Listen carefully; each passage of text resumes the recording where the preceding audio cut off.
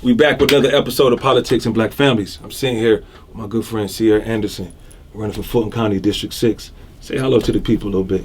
Hey. Let's get into it, y'all. Let me know, why are you joining the race for Fulton County Commissioner? I'm joining because I'm just tired of seeing what I'm seeing. Yeah. So this particular district is the district that I currently reside in and I was raised in. Yeah. I was adopted by my next door neighbor. Come again? Yeah. So I had a rough childhood, and one day my biological mom left me with the people next door, and the lady. My mother, I don't want to say the lady, but my mother was almost 80, and she was raising 3 of her grandchildren, and due to what we had going on, she took me in. Wow. So for me, it's important for me to be able to pour back into that community, because it wasn't just the fact that she adopted me. 3 doors down from that, it was the home that I gave my checks to. If I worked at Six Flags when I was 15 years old. So when I worked, I was trying to save for a car.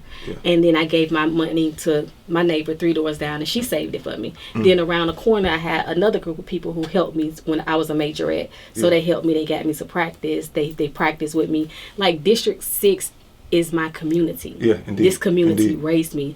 So for me, all the way from Campbellton Road through Bankhead, it's important for me to be able to pour back into what poured into me. Indeed. I see that you were frequent at the Board of Commissioner meetings. Yeah. Right? And everybody said, that's what inspired her. She was there. She was advocating. Like, is that true? Is that what led you into just feeling like passionate about politics? Because I heard you was like a superstar down there. Yeah, so what happened, I didn't know nothing about the Board of Commissioners meeting. I didn't know what that meant. And so we were being in the community. So I have a nonprofit, and I'm in the community all the time. So a lot of people say you have to go to the BOC meeting. I had to Google BOC so I could see what that meant. Me too. So they'll say you have to go to the BOC meeting, and some people who had nonprofits, they'll say go there because it's funding. Go there for these reasons, and so I started to go, and I just didn't like it. Yeah. Like what didn't you like about what you seen? So it's a big room, and the commissioners sit in the front, and it's a place where the community they're supposed to come in and whatever it is, if it's a grievance or they want to give a praise or whatever, they're supposed to come in this place and talk to them about whatever issues they're having, or if they want to praise them about something. Being in me going, I don't see people from District 6. Yeah. I don't see people from a lot of districts. Where are they from? North Fulton, South? All up. All okay. All up. So the community don't show up for the. No, they don't show. But they don't show up because, one, they probably don't know. They're not educated, about, hey, this is where you need to come. This is how you get funded, or this is how we fix your streets, or this is how we do get funding in your business, or we help small. But they don't know any of that. Yeah. So going to the BOC meetings and seeing that we don't go in there. Yeah. Not only do we not go in there, the commissioner's not touching that area either. Yeah. Because if those areas being touched, we wouldn't have arguments. No. But I see the shouting match, because I'm glad you touched on that, because you got. What's happening with you? Were you there for the shouting match? It's always a shouting match. Wow. So that's just the first one we seen. So which one did you see? Well, I seen the one between 2 commissioners I thought was on the same side, but they weren't on the same side. Okay. And they were going back and forth, and somebody was screaming, "Shut up!" and another person was, "You make me shut up." Okay. And I was like, "Is this what's going on?" So I'm a counselor by trade, right? I have 20 years experience in it. So from a counselor's perspective, you saying somebody need anger management? No. What happens is you can't trigger someone. You can't control my reaction. Yeah. You can control what you do, but you can't control how I'm going to react. And so in this particular instance, it was more so, from what I seen, that it was more so of a trigger. And that's what created it. Yeah. But nonetheless, the problem in that, though, in the scenario, is that commissioners are leaders. Indeed. You are supposed to hold on to your position with integrity. Indeed. you should have some type of dignity and some type of character. You're a representation of the people. There's correct? No way. I can't cuss. Okay, listen. There's we no. can beep you out. Don't worry. Okay, They got you. There's no way that we're sitting here and you running my district. I have a problem with that. Indeed. Because for me, I'm young, so to see you up there acting as such, and not supposed to look up to you. Yeah. As my role model. What example was that? Piss poor. It's a family show, right? It's no, seriously. It's just not leadership. You know what I mean? And I don't want to get into. I don't ever want to be the person to demean or defame anybody or assassinate someone's character, but the role of a commissioner is to lead. Indeed. We're the local leaders. Indeed. And I don't care what's happening. Yeah. So let me ask you this: how would you change it day one if you were in office? What would be some of the things that right away that you see like, nah, that's not happening? Listen, the first thing that needs to happen, it needs to be an intervention. And what does that look like? It just needs, because the intervention, I think that I don't know who's responsible for seeing if that can actually happen. Yeah. But there needs to be an intervention with all of those who are serving the people. Because what I notice is you get in this match, and I'm not gonna vote yes because they don't vote yes, or I'm gonna vote no because they voted yes. Yeah. No. Yeah. We're gonna vote for the betterment of the people. Yeah. In the intervention, we need to understand. What's your problem exactly? Yeah. What's your problem exactly? So we can get back to the bottom of why we're actually here. Because collectively, it's still Fulton County. Yeah, I don't care. Yeah. I'm trying to watch my words. No, keep the passion going. I don't keep care the passion going. What district you're in, we're still in Fulton County. Indeed. So for me, that's what I would like to see happen. Was it because you're from Atlanta? I don't like. No, I'm not from Atlanta. You're not from Atlanta. I'm sorry. I've been here 30 years though. You're from Atlanta. Yeah. Okay. But no. So has it always been that way? Like, is this like conflicted thing that we see between these folks? Is it like something that's new, or has it always been this way? Where like these commissioners are going at it like that? I don't know because this never been my world. Yeah, I got you. This haven't been my world. But what I can say, I've been going over a year, close to 2 years now. Yeah. And since I have been going, whether it's in person or online, the behavior is still the same. Yeah, I got you. Yeah. I got you. So let me ask you this question: what does public safety look like for you? Because I see that's a big thing that you push. You know, what does that look like for you as far as rolling that out in Fulton County public safety? So for me, I'm from Campbellton Road. We don't trust the police. Let's just put that out there. Yeah. And in Campbellton Road and in between and after, they don't trust that police. Isn't it? Because I think even when I talk to law enforcement, you know, I can't say all of them are bad people. You know, until they told me they were law enforcement, I was just like, cool dude to me. I would have hung with you. You know. Yeah. So I think that communication barrier needs to be like broken down. I think that more transparency in our community, because we see these folks every day. You know, and we shouldn't feel threatened about or get tense when you see the police, because it's like, but then there's so much going on that people have been like programmed to see for years and years and running. So I think that I'm hopeful that we'll get there. You know, I am hopeful, and hopefully we see your program in place, especially because you live in my district, so it'll be good. Let's talk about economic development. Right, what does that look like for you as well, small business owner in Fulton County? How should we be thinking as Black families, small businesses? Should we be more engaged with Fulton County, figuring out how to be like a vendor and do business with Fulton County, or should it be like, you know, what's your advice for small businesses? All of the above. I think that you should. I think you should seek funding. Yeah. I think that businesses, if you're next door to another small business, knock on their door. See how you can help them. See how they can help you. Yeah. A lot of problems that we have is the division. Yeah. There's a division there. But for small businesses, there is a lot out there. Yeah. There's a lot there. There's funding and grants and stuff out there to make you actually flourish. Yeah. In this particular district, they didn't really get funded, but nobody came. Either. You know, they didn't come and speak up on what they needed help with. But there's room to grow. Yeah.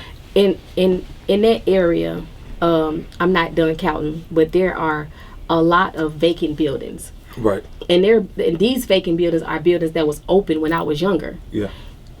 We can advocate to get money, maybe not on a county level, but from investors, and we can make jobs for these people. We can make small businesses for these people. They don't have to sit on the corner or be in a neighborhood for years at a time, and it's just sitting there. That's ridiculous to me. Because Atlanta is changing. There's so much going on. I always say that when I see the water boys, I'm like, I don't think we should be anti-water boy. I think we should be encouraging the hustle and showing them ways to get it into a store, start a beverage that say water boys, take it to the next level, because it's good ideas, it's entrepreneurship, and that's what America thrives off of.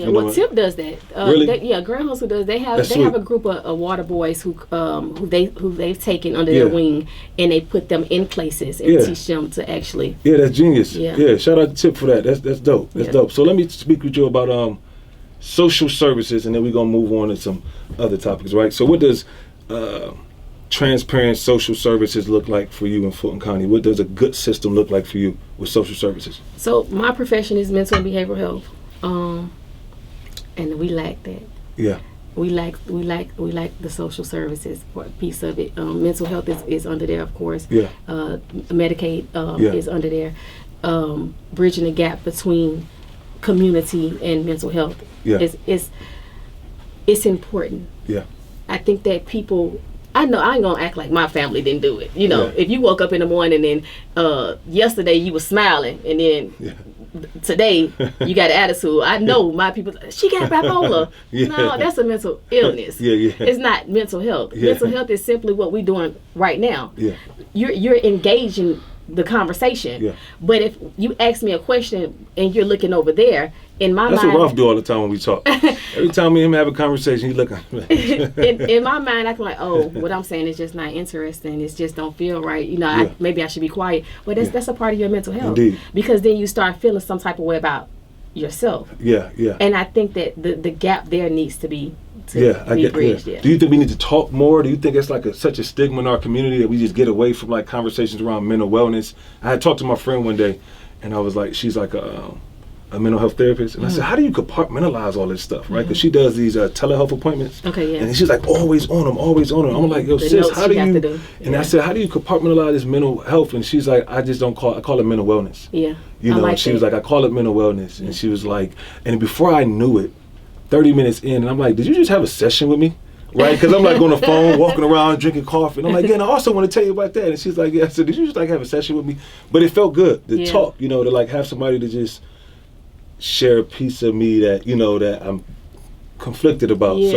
I do think communication is important, but we're going to move the conversation forward, right? Okay. Because you love music. I do. You love old school music. I love old school music. So give me who you waking up to on the old school side. And I go old school. Let me know where you going when you playing that old school. You make me happy. Hey. Okay, that's one. All right, so is that Frankie Beverly and Maze? Yes. Okay, so Frankie Beverly and Maze. And who else you be playing? Who else do you get your vibe on? Little Al Green. Okay. Yeah. And what about hip hop? Hip hop. Well, what's your thoughts on hip hop? Do you think hip hop is moving in a great direction? Do you miss the old days? Do you want a little bit of both? The state of hip hop. I think a little bit of both. So when I was in middle school and high school, I used to always wake up and listen to 8 Ball and MJG. Yeah. Oh yeah. Yeah. So I What about Tila? That was that. Yeah, a little bit. Yeah. Okay. That was that era. You know what I'm saying? Now, listen. This new era is just not for the kids. So you mean to tell me you ain't playing Sexy Red and all them at the crib? I respect everybody's what they got going on, but I just don't even. Yeah, I got you. So I'm gonna throw some random questions at you. You just tell me what you think or how you feel. Android or Apple? Apple. Android. Okay. Would you on Sunday rather watch church or NFL? Church. And what's your favorite book? Mine. Yours? Yes. What's that? Let me hear the pitch. That's the camera. Oh, my first one, Drowning in the Mother's Womb. That's interesting. How do we find that? You just Google it. It's on Amazon. Oh, really? Yeah. What inspires you to write a book? I have 6. Really? Yes. Can we clap it up for the author one time, y'all? Can we clap it up for the author? That's interesting. Yeah. Really? Was that like a thing you always wanted to do, or you just kind of got there? It was therapy. So I started working at Defects for Fulton County when I was 18. I was turning 19. And one day, I was at Publix on Camp Creek. I will never forget this. Yeah. The caseworker called and she said, well, you have a client who's trying to commit suicide at the building. And I had just started. So I said, yeah, what you want me to do? You know, I don't know what to do. So they said, well, she's on your caseload. She said, they said, we've contacted the police, we've contacted the ambulance, you have to come. Yeah. Because you have to document everything and you have to try to talk to her. So I get over there to the building and she's barricaded in the room. Yeah. And I got on the floor and I was talking to her through the door. Long story short, I got her to come out. And what she kept saying to me was, Miss Ciara, you just don't understand. You just don't get it. You don't have no idea what I'm going through. You don't know how defects do me, what they do to me. Yeah. But I did. Yeah, indeed. Indeed, she caught the right one today, didn't she? Yeah, because I knew what it felt like not to have your parents. Yeah. I knew what it felt like to be a kid in a shelter or from home to home. We moved every 6 months. So what does it feel like not to have your parents? Lonely. Lonely. It feels lonely. For me, by the grace of God, my next door neighbor just picked up the weight. Yeah. You know what I'm saying? Yeah. But I knew what it felt like to be beaten, molested in your own home. Everything that she had dealt with, I had dealt with it. But what happened is when you get to a certain place in life and you're dressed like this, because then I had to dress like that, right? Yeah. You think that I don't know. Yeah. What you've been through. Indeed. But I am you. Indeed. And that's what inspired my first book. Oh, that's beautiful. You all about the people. Yes. Indeed. So if you had one thing you could change about the world, what would it be? And then after you tell me that, you can look right at that camera and let them know why they will be voting for Ciara Anderson, District 6, Fulton County Commissioner, come Monday. Right? Monday. Yeah, and then up to the 21st is the last day to vote, right? The early voting is April 29th through May 17th, okay. And the last election is May 21st. Okay, yeah. Copy that. So what would you change about the world if you could change anything, one thing? Unity. More unity. Yeah, but it's too divided. Indeed. And there you go, camera, let them know why to vote for you. So vote for me because I am really for the people. I'm not in that politician world.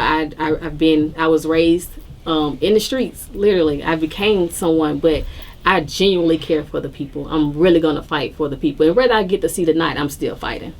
Indeed. Indeed, you have it. Y'all know what it is, politics and black families. Peace.